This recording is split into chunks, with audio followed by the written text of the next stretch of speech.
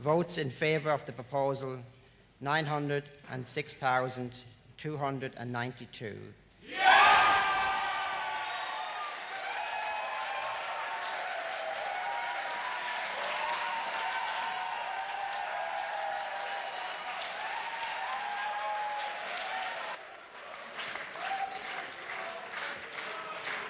On behalf of the government,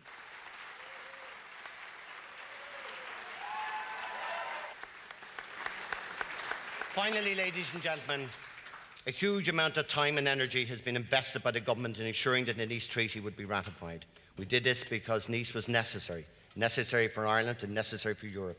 Intense political energies were demanded from all of us in delivering today's result, and I look forward to directing those energies now with renewed vigour and authority to the challenges Ireland faces at home and in Europe. With this decision, it's now time to move on.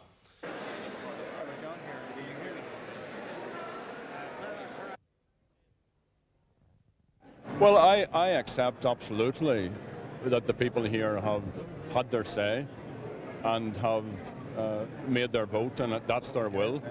I also think that it's very important that we understand how important and central a juncture we're all at in terms of the future within the European Union, because the Nice Treaty will accelerate the process of a two-tier European Union. Neutrality has been, and sovereignty has been substantially diluted.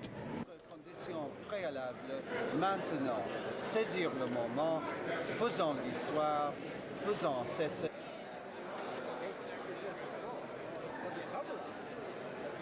The challenge is to work on all of the other political issues which can be negotiated, and to make sure that the path from Copenhagen in '93 to Copenhagen in December of this year is a positive one, and that in Copenhagen that we, the Europeans in Western Europe, will give an historic green light to enlargement. The time to seize the moment has come, and the Irish people have spoken after a long deliberation, and they have removed, I think, symbolically the last brick from the Berlin Wall. That's a powerful message for Europe's leaders, and I hope they listen carefully. A threatening idea from the point of view of some of the existing power structures in Europe, including the Prime Minister's power structure? Well, I think the Irish people probably are going to have to look at the neutrality issue again at some stage, but it is clear that it's an issue that they alone will decide by referendum. It's not going to be decided behind their back by politicians. Personally, I don't think it's realistic in the very long term, if we were to have a united Europe, that we, the Irish, would be only two countries that would take no part in defending that unity.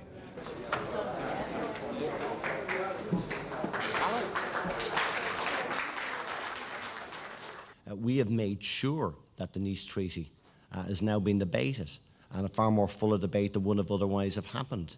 And there's been an engagement in this country which has fed out into many other countries. The very fact that so many here of the international media have spent some time in Dublin has all been part of the democratic vote here, which wouldn't otherwise have happened.